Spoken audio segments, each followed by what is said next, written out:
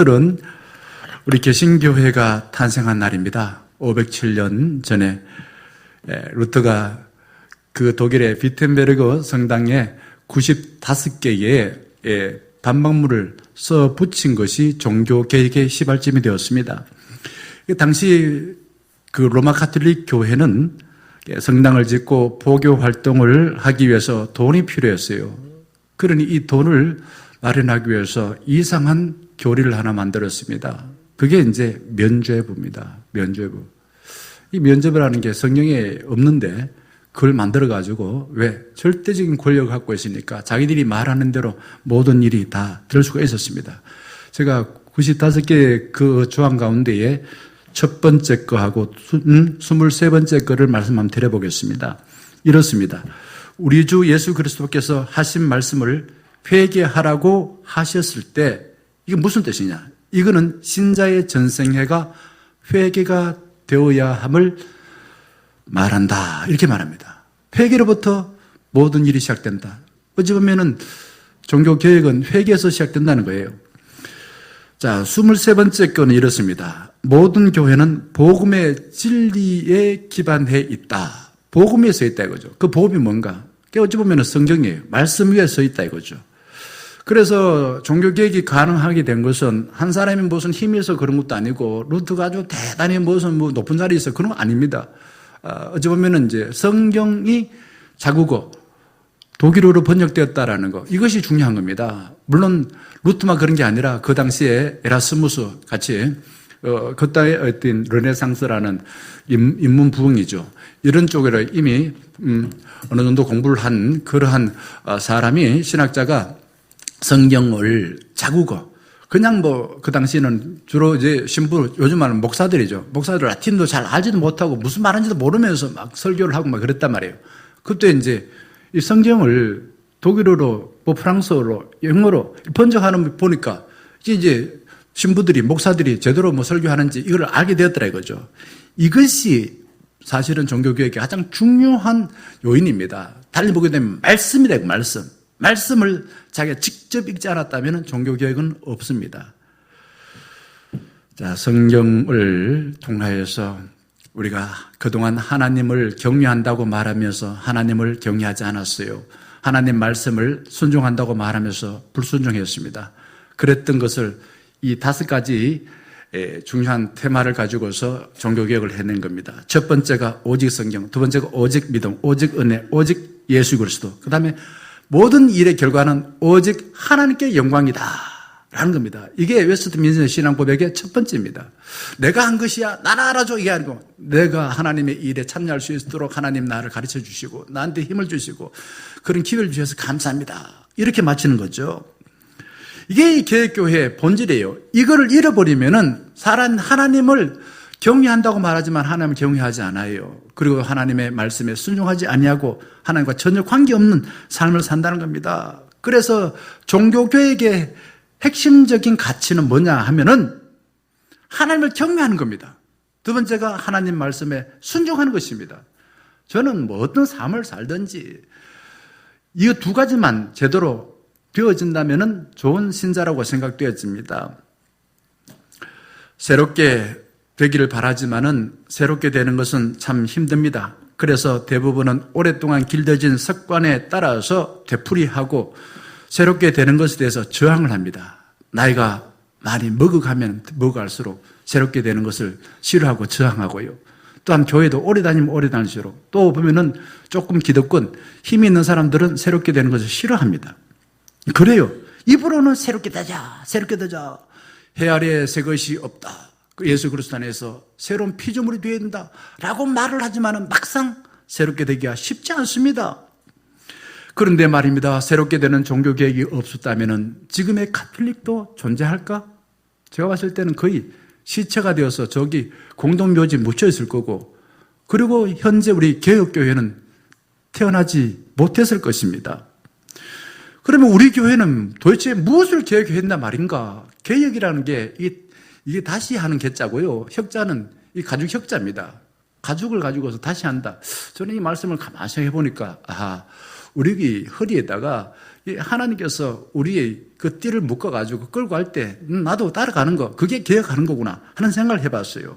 제가 지난 목요일에 울산을 가려고 동대구역에 내렸습니다. 신호등을 기다리고 있는데 성복을 입어 조금 연세가 있으신 분이 갑자기 그냥 무단횡단해요. 빨간불인데도 무단횡단해요. 지나가면서 가래를 쫙 뺐습니다. 사람들이 거기 한 수명 가까이 있었는데 다 그분을 쳐다봐요. 그러더니 뭘 하나 해 싶었더니 거기 동대구역 앞에 유리 있는데 거기다가 전을 펴니다. 시주하는 그 함을 놓고 말입니다. 목탁을 막 두드립니다. 저는 누가 거기 시주함에다가 시주할까? 아무도 시주 안 하더라고요. 왜 그럴까요? 그런 사람을 누가 신뢰하겠습니까? 저는 그 사람이 진짜 그게 어쨌든 불교의 그 선이 맞나 하는 생각을 해봤어요. 너무 행동이 보통 사람도 안 하는 행동을 하게 되는 것. 그러면서 시주하라고 하니까 하겠나 이거죠. 우리 드라마를 보거나 영화에서 개신교의 교인들을 어떤 이미지로 주로 나옵니까? 죄송합니다. 목사가 잘못 가르쳐 죄송해요. 목사가 목회를 잘못한 것 같지요. 요즘 영화에 나오는 기독교 이미지가 좋은 이미지 잘 안 나와요. 대부분 보게 되면 자기밖에 모르는 사람, 그리고 목적을 위해서는 수단과 방법을 가리지 않는 그런 사람으로 나와서 대중들의 조롱거리, 비난거리가 되어지는 경우가 많습니다. PD수첩, 지난주에도 유광수, 이미 우리 교단에서는 거리는 가짜다라고 했는데 별 희한한 짓을 다 하는 것을 온천에 다 보여주지 않았습니까? 지금 우리나라에 무속신앙이 번창합니다. 이단들이 번창합니다. 기존 교회에서는 전도를 잘 안 하는데요. 제가 지난주 보니까 전도하는 쪽에는 주로 하나님의 교회, 천천지, 그리고 또 그 여호와 증인, 또 요즘은 절에 있는 이런 이상한 데서 이게 이 정통 아닌 이단에서 주로 전도한대요. 목회자 신뢰도가 많이 추락했습니다. 우리 교단, 예수는 간대였고, 오간대였고, 돈과 권력을 위해서 돈이 필요하다 이거죠. 그래서 목사들이 조금 생각 있는 사람들이 좌조적인 섞인 말로 통합적 교단이 아니라 MS 교단이다. MS가 어떤 교회인지 한번 상상해 보세요. 기독교라는 게 도대체 뭔가? 기독교가 뭔가요? 기독교라는 것은 기존에 가져왔던 종교나 문화, 가치를 버리고 하나님의 약속을 따라서 떠나는 것에서 기독교가 시작됐습니다. 한번 보세요. 전 세계 인구 가운데에 한 50% 유대교, 이슬람, 기독교, 우리 믿음의 아버지 누구라고 생각합니까? 믿음의 아버지 누굴까요? 50% 전 세계 인구가 믿음의 아버지 그러면 아브라함입니다. 자, 창세기 6장 9절 보게 되면은 아브라함이 아니라 노아에 대해서 아주 좋게 크게 칭찬하고 있습니다. 노아는 의인이다. 당대의 완전한 자다. 하나님과 동행한 자다. 그런데 왜 노아를 믿음의 조상이라고 말하지 아니하고 뭔가 좀 이렇게 허물이 있고 부족하고 도덕적으로 봤을 때는 문제가 좀 있는 이 아브라함을 왜 믿음의 조상이라고 할까? 생각 안 해보셨습니까? 이유가 뭘까요? 창세기 12장 1절에 그 답이 있습니다. 한번 볼까요? 여호와께서 아브라함에게 이르시되 말씀하셨습니다. 너는 너희 고향과 친척과 아비의 집을 어떻게 하라고요? 떠나라 합니다. 떠나는 게예요. 떠나는 거. 떠나는 데서 기독교 신앙이 시작되는 겁니다. 그리고 어디로 가랍니까? 하나님께서 보여줄 땅으로 가라는 겁니다. 이게 순종하는 거예요. 이 명령을 들은 아브라함이 4절 보게 되면 이해라는 말은 앞에 들은 말씀, 하나님이 주신 말씀을 1절에 들었다 이거죠. 듣고서 아브라함이 하나님의 말씀을 따라 갖고 순종했습니다. 자, 이전에 살아온 모든 것들을 버렸어요. 그리고 하나님이 약속하신 곳을 향해서 떠났습니다. 버리고 떠나고 회개하고 하나님 약속하신 것 붙들고, 이게 기독교 신앙인 것입니다. 예언서에서 가장 많이 나오는 단어가 이겁니다. 권면의 말이에요. 주께로 돌아오라. 하나님 말씀에 순종하라. 예언서를 우리 이사야서부터 시작해서 에레미야, 예수계에서 쭉 읽어보시면요, 대부분의 내용이 그거예요. 조금씩 사건은 다르지만은 결국은 그거예요. 그것들은 사실 예배를 잘 드렸어요. 성경도 잘 알았어요. 헌금도 많이 했어요. 그러나 문제는 하나님을 경외하지 않았어요. 하나님 말씀에 순종하지 않았습니다. 예를 들면은 이스라엘 왕 중에서 제일 번성한 왕이 누구냐 하면요, 아합 왕입니다. 성경에 보게 되면은 아합 왕과 같이 나온 아내가 하나 있습니다. 보통 왕들은 자기 아내 이름 안 나와요. 그런데 아합 왕에는 아내 이름이 나옵니다. 누구냐? 이세벨입니다. 부창부수라고 왕이 되어서 사람들이 부담스럽게 생각하는 하나님 아닌 하나님 대신 자기들이 쉽게 통제하기 쉬운 우상을 만들어서 백성들에게 섬기라. 그래서 성경에 보게 되면 가장 악한 왕을 누구라고 말하냐면 아합이라고 말합니다. 이게 이해돼야 됩니다. 이게 왜 아합이 악하냐? 그때요, 경제적으로 제일 부유했어요. 한번 아모스서 5장 4절 보게 되면 이렇게 말해요. 너희는 나를 찾으라. 그러면 살리라. 12절 보게 되면 무수한 범죄와 엄청난 죄악을 다 안다. 15절 악을 미워하고 뭘 사랑하라? 선을 사랑하라. 24절에는 유명한 말로 당부합니다. 공의를 물처럼 흐르게 하고 정의가 마르지 않는 강물처럼 흐르게 하라. 여러분, 이단은요, 성경을 가지고서 그들이 예배드려요. 그들 찬송가 불러요. 그런데 문제가 뭐냐? 이 성경을 가지고서 대중들이 좋아하는 답을 교리로 만들어서 무조건 내 말 들어! 이게 이단들이 하는 짓입니다. 성경은 질문하는 대로 답을 줘요. 과학적인 관점으로 읽게 되면 성경책이 과학책이 됩니다. 범죄적인 관점에 의해서 성경이 되면 이게 법전이 되어집니다. 그리고 장사하는 사람들처럼 돈 벌기 위한 수단으로 성경이 되어지면 이게 하나의 경영학 책처럼 되어지는 것이 성경인 것입니다. 한 예로 제가 잘 아는 안수 집사가 이제 딱 70대셨는데 부산의 큰 교회 안수 집사입니다. 그런데 외도를 해요. 자기 아내가 있고 한데 그 사랑하는 여인, 그 여인을 자기 아파트로 이사를 시켰습니다. 그리고는 교회 갈 때 데리고 가요. 그리고 자기가 봉사활동, 선교활동할 때 꼭 데려갑니다. 교인들이 자기 아내 아니라 그 여인을 그 집사의 아내로 알고 있었어요. 형제들도 알았습니다. 당장 끊으라 라고 권면했습니다. 말 안 들었어요. 저도 목사로서 권면을 했습니다. 그렇게 하면 안 됩니다. 그거 죄 짓는 겁니다 라고 말하자 이렇게 대답했습니다. 성경에 보니까 다윗도 남의 아내를 빼앗는데 나는 왜 못하냐 이렇게 이야기합니다. 뭐가 문제입니까? 그는 성경을 가지고서 자기 외도하는 것을 합리화시킨 거예요. 그러다가 그 교회에서 나왔습니다. 나와서는 자기를 목사로 시켜준다. 초등학교도 졸업 못한 사람을 목사 시켜준다고 해서 그 교회에 간 거예요. 그 나중에 돼가지고 목사 아니고 또 장로가 됐대요. 이런 일을 하더라고요. 성경을 통해서 자기의 자신을 회개하지 아니하고 새롭게 살지 아니하고 자기 잘못을 합리화시키는 일을 하는 거 보고서 저는 너무나 가슴이 아팠습니다. 성경을 해석할 때에 성경의 주인공인 예수 그리스도를 중심으로 성경을 해석해야 됩니다. 내가 보고 싶은 대로 보면 안 됩니다. 예수 그리스도를 성경의 주인공이기 때문에 그분의 관점에서 그분이 어떻게 사셨는가라는 그런 관점으로 성경을 해석해야 된다 이거죠. 예수님께서는 이 땅에 오셔서 하신 첫 마디가 다름 아니라 회개하라. 이게 무슨 말입니까? 떠나라 이 말입니다. 그리고 하나님 나라 가까웠다 라고 말씀하셨습니다. 예수님이 하신 일은 한마디로 유대교를 개혁하는 일이었습니다. 개혁. 그런데 사실은 유대교의 가장 경건한 사람이고 가장 많은 무리인 바리새인들은요, 이 사람들이 사실을 외우고 성경 많이 알아요. 성경 외우고 다녀요. 제사 그냥 안 빠지고 다녀요. 이들이 11조라 그러면 사소한 박하향의 그 11조도 바칠 정도였습니다. 그런데 예수님께서는 마태복음 23장 33절에 이렇게 꾸짖고 있습니다. 마태복음 23장 보게 되는 화했을진저.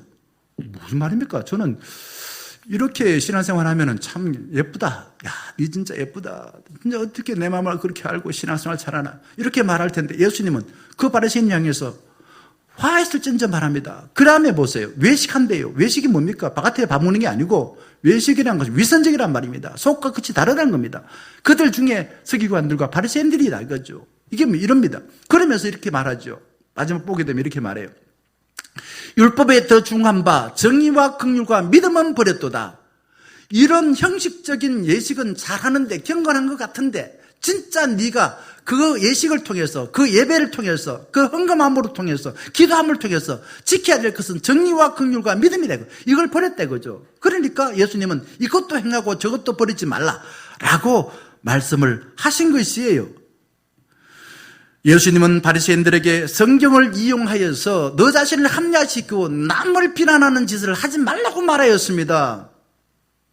그래서 예수님은 대부분의 사람들한테는 칭찬하고 대부분 사람은 긍휼히 여겼지만은 그렇게 스스로 교만하여서 성경을 통해 말씀을 가지고 자기 자신을 합리화시키는 바리새인들은 화를 냈었어요.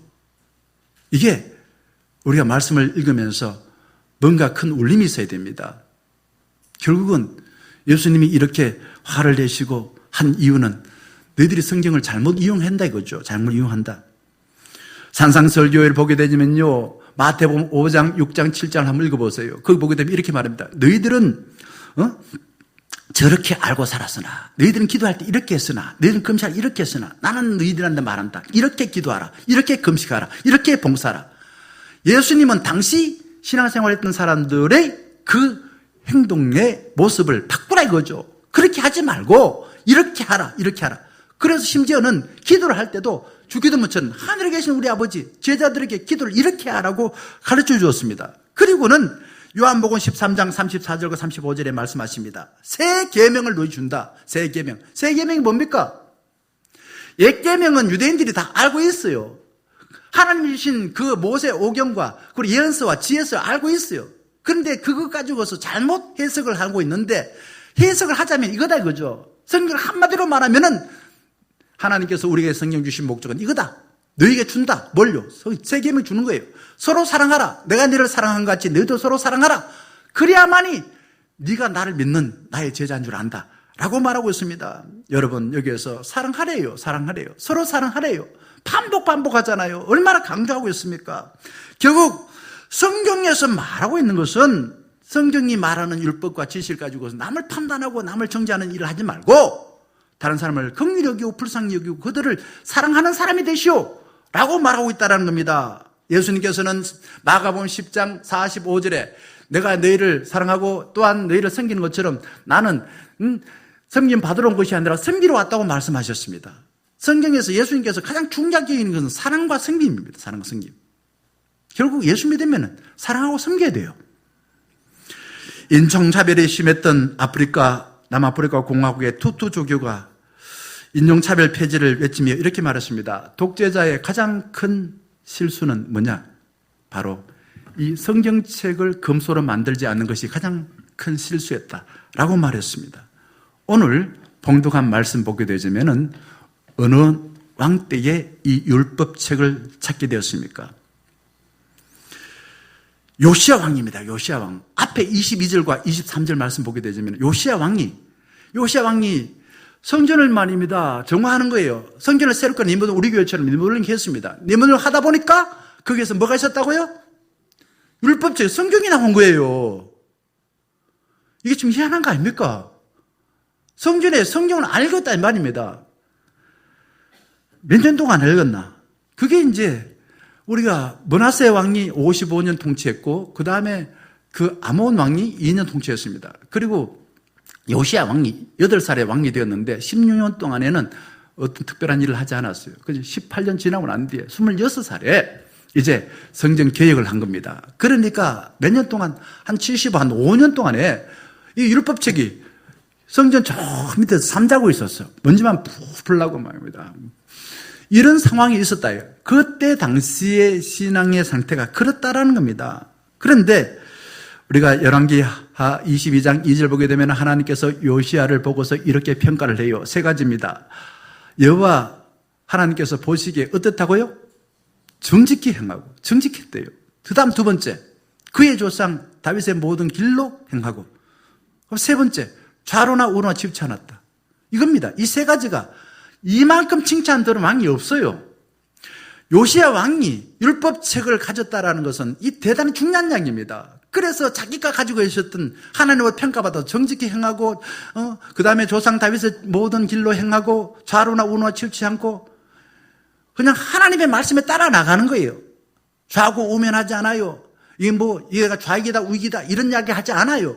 내가 진보, 이런 이야기 하지 않아요. 하나님이 말씀하신 대로 따라서 살아간다.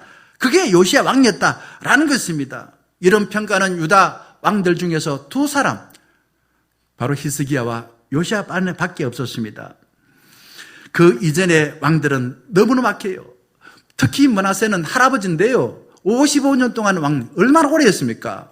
왕물이 있으면서 완전히 이 나라를 우상 공화국으로 만들어버렸어요.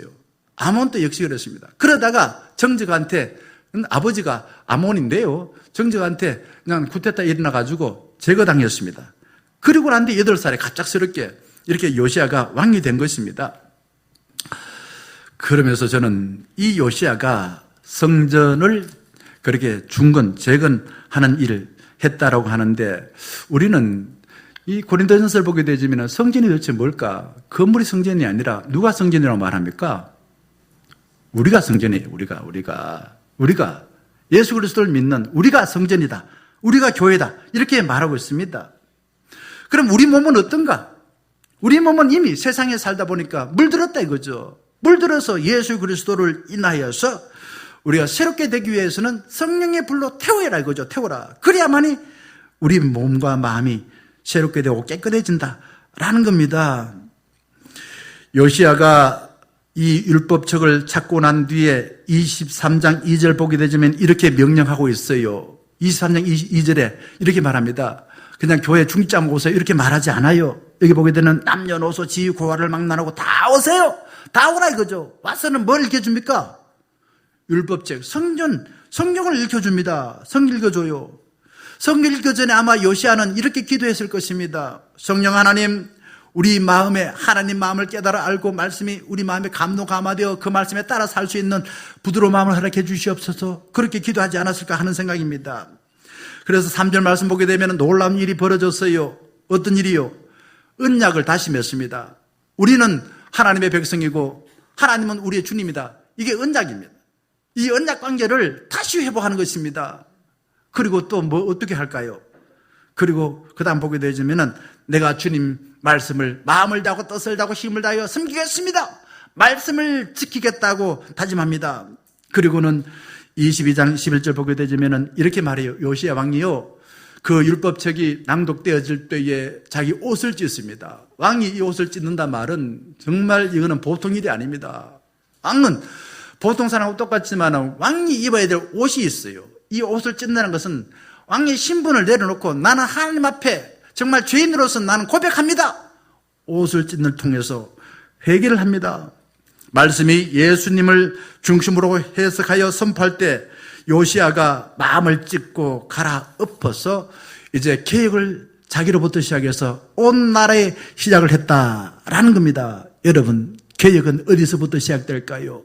말씀이 읽혀질 때, 말씀이 봉독될 때에 그 말씀을 들은 사람, 설교가 선포될 때에 그 말씀을 들은 사람이 내 마음을 찢고 내 마음을 그냥 쟁기로 갈아엎는 것처럼 내가 이전에 세상에 물들었던 것, 우상 숭배했던 것, 하나님 뜻과 관계없이 살았던 것, 그것을 완전히 찢으면서 갈아엎으면서 회개하는 거예요.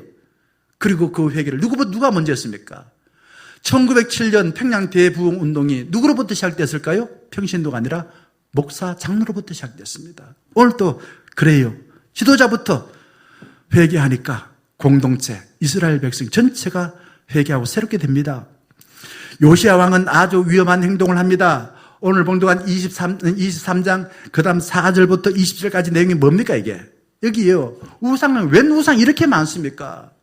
그 우상이 하루 이틀이 아니라 75년 동안 히스기야가 왕으로 끝나고 난 뒤에 75년 동안 있으면서 그 우상 만들어 놓은 모든 것들을 다 없앱니다. 이게 무슨 말입니까 이게?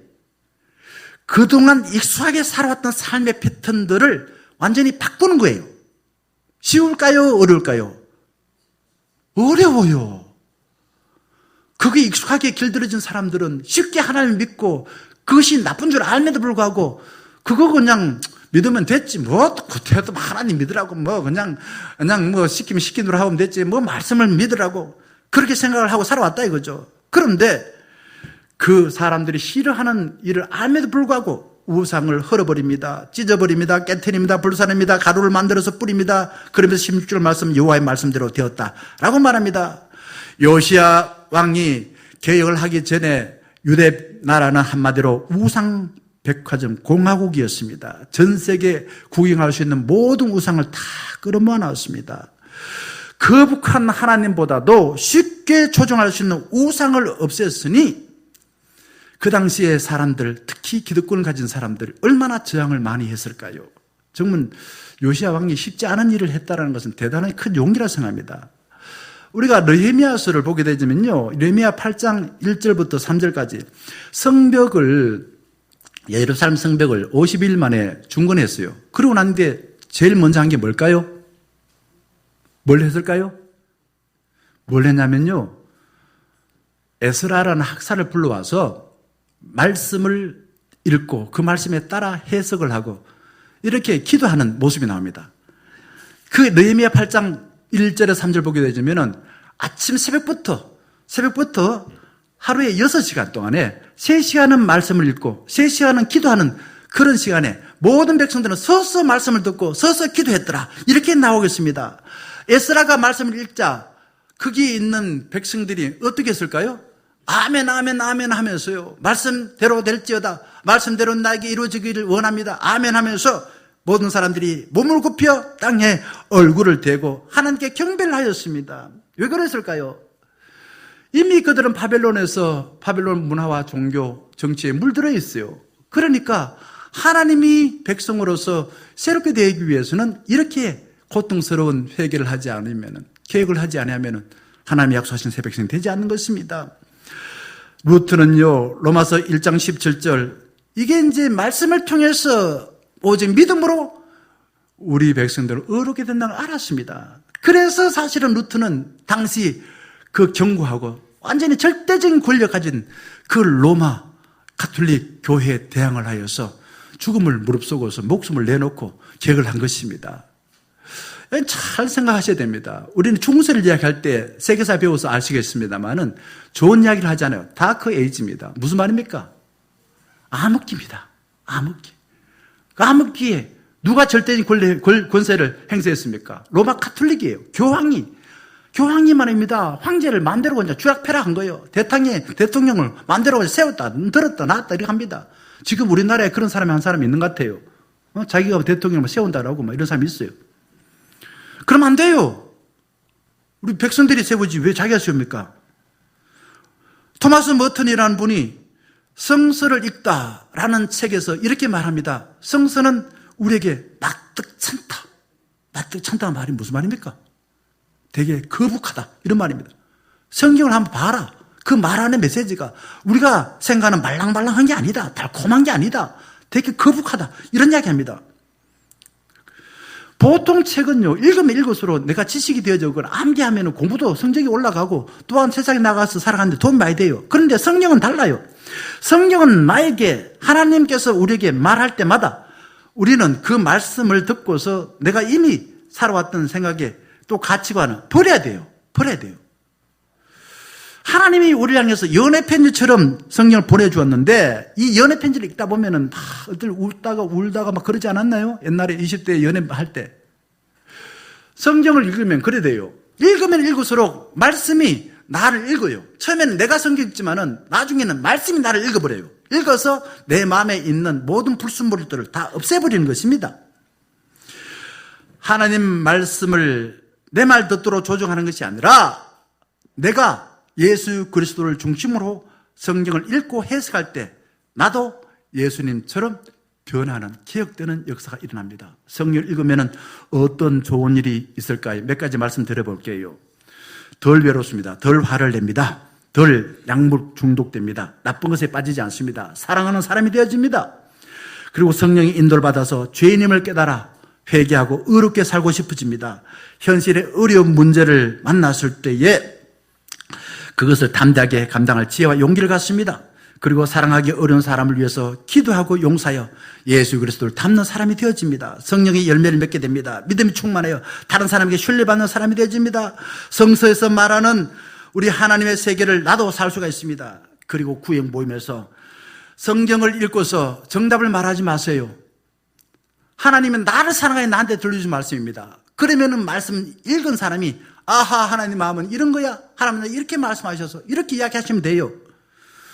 그래서 그 말한 대로 살아보는 것입니다.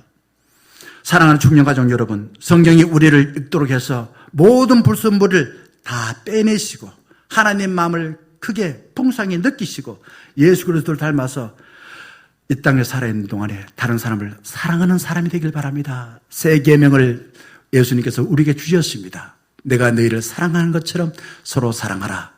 우리가 살아있는 동안에 어떤 사람이든 사랑해내는 사람, 판단하고 정죄하고 미워하는 사람이 아니라 사랑해내는 사람이 되기를 예수 그리스도의 이름으로 간절히 축원합니다. 함께 찬양하겠습니다.